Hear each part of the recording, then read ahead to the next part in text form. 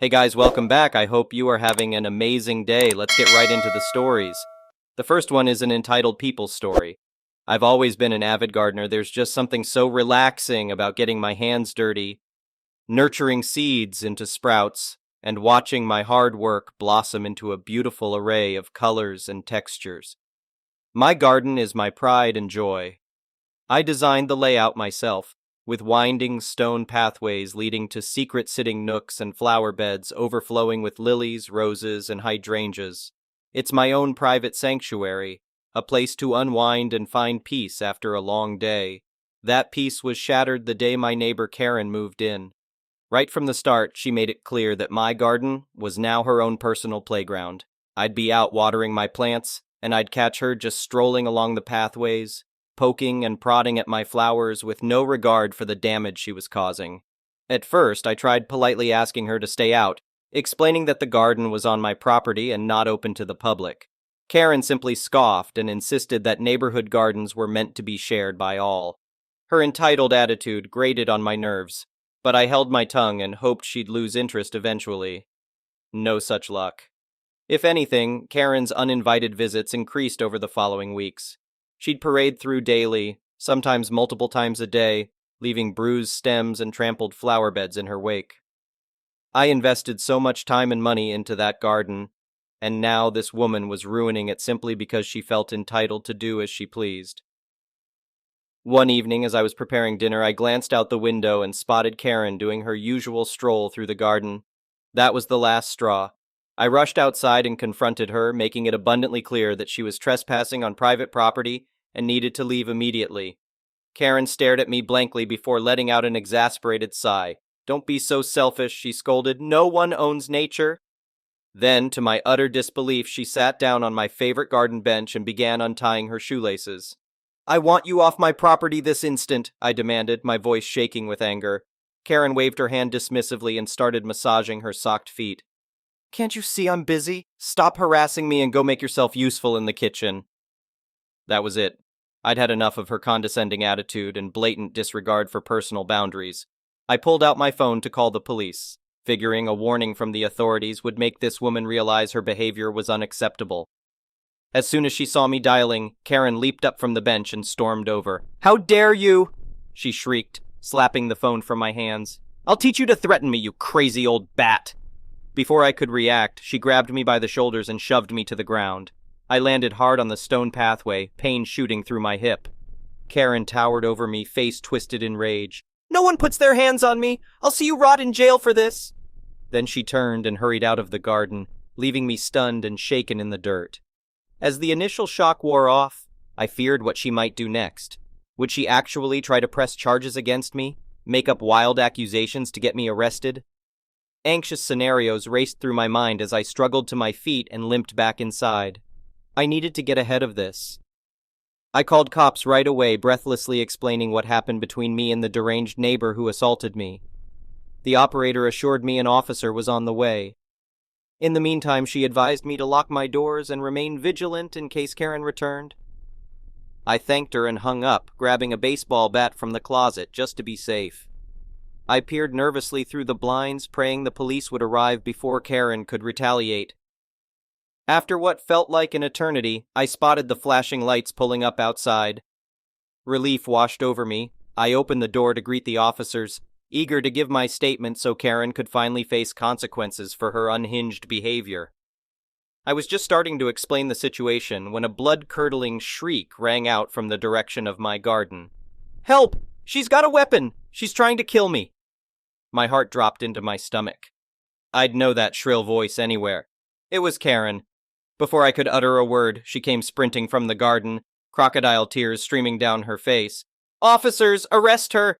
She lured me here and tried to attack me with a baseball bat." I stood frozen in shock as Karen spun her web of lies, portraying herself as an innocent victim to these officers who had only heard one side of the story. It was my word against hers. I pleaded for them to listen, insisting I had only grabbed the bat to protect myself from her, but my desperation only made me look unhinged in their eyes. The officers attempted to defuse the situation, asking Karen to leave the premises given the obvious conflict between us. I felt a rush of relief as they escorted her away. She shot me a smug grin over her shoulder, knowing she had succeeded in spinning the narrative against me. Just when I thought the ordeal was over, I was startled by shouting from the officers. I rushed outside to see my precious garden engulfed in flames. Karen must have grabbed a lighter and set it ablaze right before making her dramatic entrance. The officers scrambled to contain the fire while I stood there, forced to helplessly watch years of nurturing and memories turn to ash. By the time the fire was extinguished, little remained except charred ruins. Karen pretended to comfort me, declaring it a tragic accident. I knew better.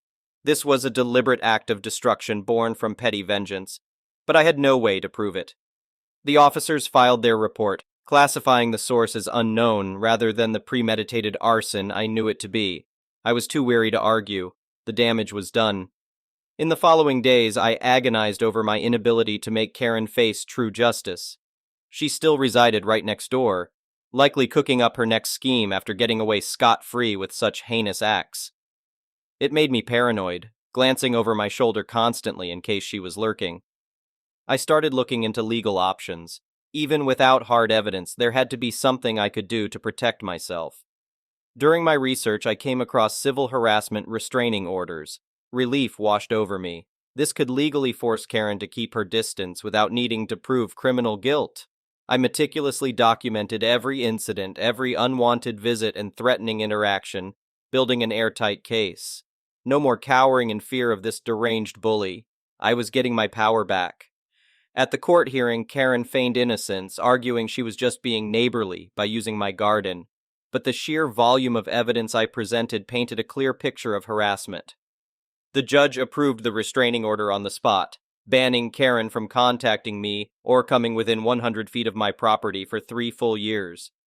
The second those words left the judge's mouth, Karen's polite facade crumbled. "You'll pay for this!" she spat, lunging across the barrier. The officers restrained her as she thrashed and hurled obscenities. I stood tall, refusing to show an ounce of intimidation. The law was on my side now. Her reign of terror was over. As I left the courthouse, a sense of peace washed over me. For the first time in ages, I could tend my garden without constantly peering over my shoulder, bracing for the next unwanted intrusion. Karen's damage could not be undone, but new growth would blossom from the ashes, and I could nurture it freely, unburdened by fear and undeterred by bullies. The garden was mine once more, my sanctuary, my solace, my own little patch of serenity that no one could take from me again. The next one is a pro-revenge story.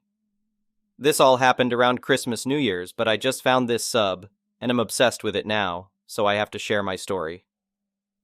My grandparents immigrated to Canada from Italy in the 70s and opened up a restaurant. When they passed away, the restaurant went to my parents. Over the decades, they grew and expanded it. I have been working at the restaurant since I was 15. Over time, my parents got older and eventually retired, becoming snowbirds, going to Florida for the winters. They left the restaurant to me about a few years ago, but still retaining a small percentage ownership as an additional revenue stream, along with their savings and annuities. As soon as I gained control, I pretty much modernized the old place.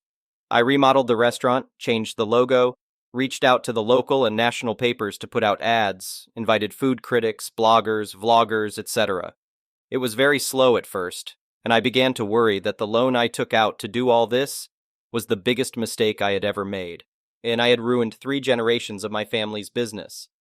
But eventually, it began to work, and a local semi-famous YouTuber featured us in one of his videos, which was the catalyst for more people to come and review. Eventually, we were seeing 5x10x, the business we usually get, even on a Monday. We became a hotspot for major events, and it wasn't uncommon for a celebrity to come. On those nights, I even arranged for special high-profile chefs to visit and cook for our guests. It costs a fortune. So, during the holidays, we were beyond packed. It got to the point where people would have had to make reservations in July to get a table in December. This process took years to get to where we are now. When it gets busy, I don't just sit in the back office. I'm on the floor doing whatever needs to be done, even if that means I greet people, bus tables, or even mop the floors. On other nights, when we have high-profile guests or events, I'm in a blazer and acting in charge, though. One night, a group of 6 women walked in. 5 of them looked like they were still in their early 20s, and the head of the group looked like she was in her mid-20s. My best theory was that she was one of the other 4 girls' older sister or possibly an older sorority sister to incoming college freshmen. I was greeting at the door, and as they were walking up, Queen Bee Karen was telling the baby Karens how this place is awesome, the food is amazing, and there might even be celebrities here. When she came up to me, she told me she needed a table for 6. I replied, "Of course, can I please get the name on the reservation?" She looked at me and said, "Oh, I didn't make one, but it's okay. The owner is a personal friend of mine, and he said he always has 1 or 2 tables that he keeps open for special guests, and said we can have one of those tonight." Now, generally this is true of many high-profile restaurants, and lately I have been doing that as well, but I had no clue who this woman was, and she definitely never spoke to me about any of this. I did get that she was trying to get in without a reservation, but she literally picked the worst person she could possibly talk to, and try this. I told her, "I am sorry, but we cannot seat anyone without a reservation. As you can see, we do not have any seats available."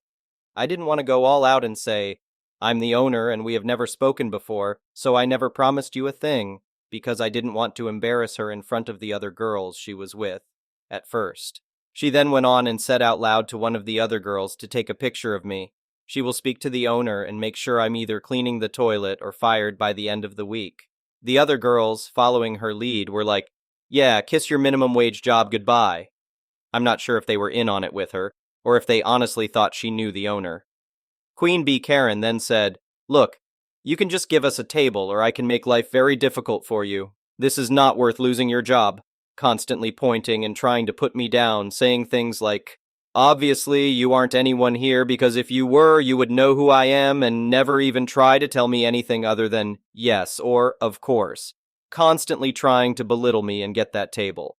At this point, it was a long day for me, and the way I saw it, I had 3 options. 1. Tell her I'm the owner and just call her out on all of this. 2. Just give her the table and let it be. 3. Teach Queen Bee Karen and her little minions a lesson. I chose option 3 for various reasons, including some personality flaws I'm aware that I have, but I like to think it was at least 50% really wanting to teach her a lesson. I smiled at her, said, "Of course, ma'am, follow me please." And I gave her one of the 3 tables we keep open in case a celebrity comes in. It happens from time to time. I told her I apologize for everything, and she is right. It would be simpler to just give her the table. I also told her that the first 3 rounds of drinks will be complimentary. I sat them down and personally served them. As they were sitting down, I told them we do need one of your credit cards and IDs just to keep on file, and we will give it back to you before you leave. Queen Karen gave me her cards and told the baby Karen minions that tonight was on her. I took their orders and got them their free drinks and told them, due to how busy we are tonight, there might be a delay on the food. All the girls were thinking of and cared about were their free rounds. They ordered their 3 rounds and still no food. They eventually called me and asked me to check on it, the whole time giving me the world's nastiest attitude since even before they ordered. I told them I will check on it, but also asked if they would like any more drinks. They ordered 2 more rounds by the time the appetizers arrived. At this point, they are all drunk, having done nothing but drink on an empty stomach most of the night and only having had salads after. As more food arrives, the more drinks are ordered. What these girls never realized was they were at our VIP table, which alone costs a few thousand just to sit in, but I didn't charge them for that. What I did charge them for was all the super expensive cocktails they had throughout the whole night, except for the first 3 rounds. In addition, the table they were sitting at, as mentioned, was VIP, so the menus were a bit different.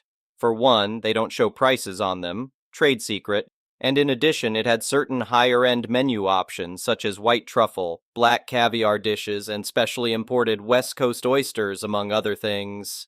At one point in the night, I was honestly rethinking what I was doing and thought I might be going too far with these poor girls. They might not know any better. But some things reassured me throughout the night, such as one of the baby Karens asked me if I felt like my life was worthless, since all I ever became was a waiter. Also, one of my other employees told me how they were discussing how to mess with me to the point that they can just do this whenever they want, and I will know to always give them a table. I also overheard them say, "He's cute, but I would never date a waiter like that. He is such a pushover." There were a bunch of comments like that the whole night, so I kept on with their life lesson. By the end of the night, each girl racked up a bill in the range of $600 per girl. When I handed Queen Karen the bill of $4,232.23 with tax and tip included, of course, I had never seen anyone sober up so quickly. She went from laughing and giggling with her friends to nearly in tears. She called me over instantly and asked if this was some kind of joke. I took the bill, looked it over, and said, "Oh, yes, I apologize. I will get you the correct bill in a moment."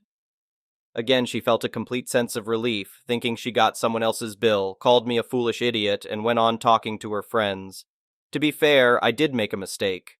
I forgot to count her 8th order of a dozen oysters that cost about $120 per order, so I gladly just went back and added it to the order. When I went back to give her the correct bill, she flipped out again, going crazy. I just asked if there was something on this bill that she didn't order. She and the girls, in shock, went over every single line of the bill, including the first few lines that showed their original 3 rounds, which said, "complimentary." They then took out their phones and line by line went over everything for the 100th time, adding everything up. Extremely rattled, Queen Bee Karen simply said, "1 second, I need to use the washroom." Part of me thought that she might just pull a dine and dash and leave the baby Karens with the bill. But low-key, I did remind her in a way that we had her ID and CC without making it obvious that I thought she was going to run out on the bill. 10 minutes later, she came back with new makeup. Obviously, she had been crying, and made up a whole story about how the food was awful, the drinks were bad, and so on, demanding that as a bare minimum, I should cut the bill in half with the agreement the baby Karens will chip in, even though she originally told them the night would be on her. Then, as if a light bulb went off in her head, she again mentioned her relationship with the owner, as if it were to give me additional incentive to cut the bill in half. Holding back a grin at this point, I told her no.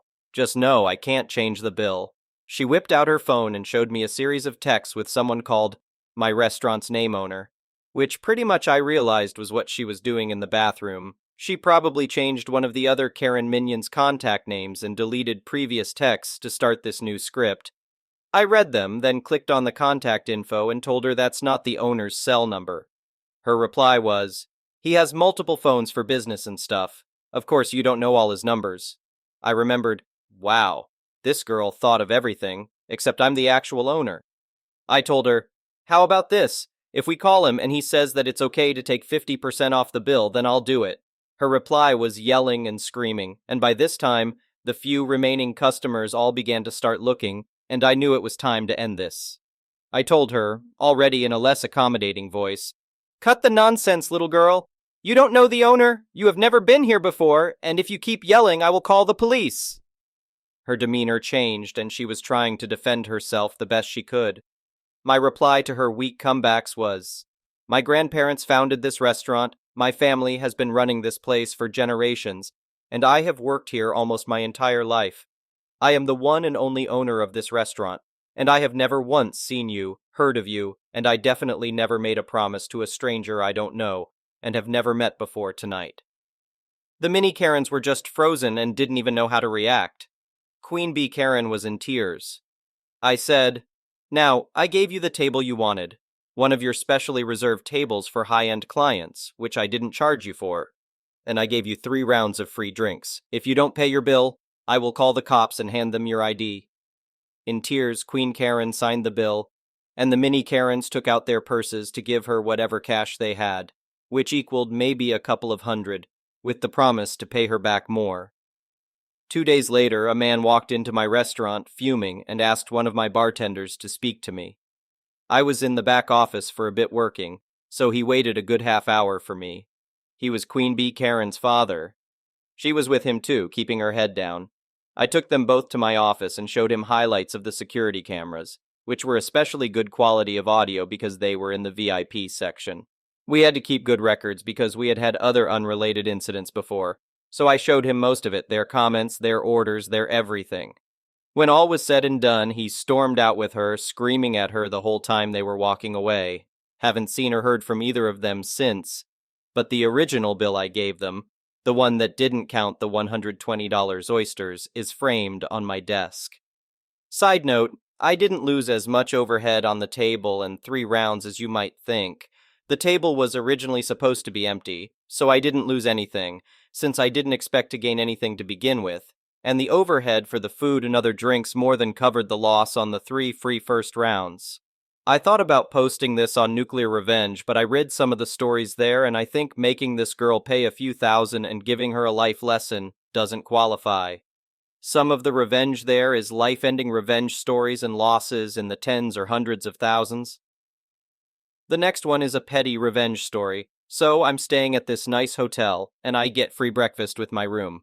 I go downstairs and sit down for breakfast. It's a nice buffet. There's an egg station where you can fill out a card, and they make the egg you order. Anyways, from behind me, I hear this shrill voice of none other than a Karen. Now I'm in Asia, so this is an Asian Karen, which is even worse. Since they pay and that pay goes to the waiters, they think they own said waiters. Anyways, she keeps yelling, "Waiter!" But the place was understaffed at the moment. The egg guy, 2 waiters, and the check-in lady were there. There were maybe 15 people eating breakfast at the time. "Waitress, we'll be with you in a moment." Karen, fine. A few minutes later, the waitress stopped by Karen's table. Karen, "I never asked for ham in my omelet." Waitress, "Okay, I will check your slip." Comes back after a moment. "Ma'am, you did check the box for ham. I'm sorry for the inconvenience. We'll make you another one as soon as possible." Karen, "No, I want it now." Waitress, "Ma'am, we have other customers to attend to." Karen, "I don't care. You need to satisfy everyone here, and I'm not satisfied, so make me another egg now, no ham." The egg guy must have heard because he did not look pleased. The waitress walked over and told him Karen's order, and I could see a big grin grow across his face. He started making the new omelet, and seeing this, Karen seemed happy but kept an eye on the process from her seat. Egg guy from across the room, "You wanted extra ham, right?" Karen, "No, no ham at all." Egg guy, "Sorry, I can't hear you." As he said this, he locked eyes with her and poured the entire bowl of ham into the egg, and Karen let out a screech like she just saw Satan suck her child's toes. Edit. The story was unfolding as I was writing it, so I didn't have the full thing yet.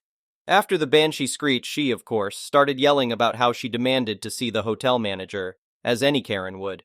It took them about 20 minutes to call him over, and by the time he was there and there were more staff and I was almost finished eating, he, of course, asked what was going on and why she was screeching like a demon was raping her husband.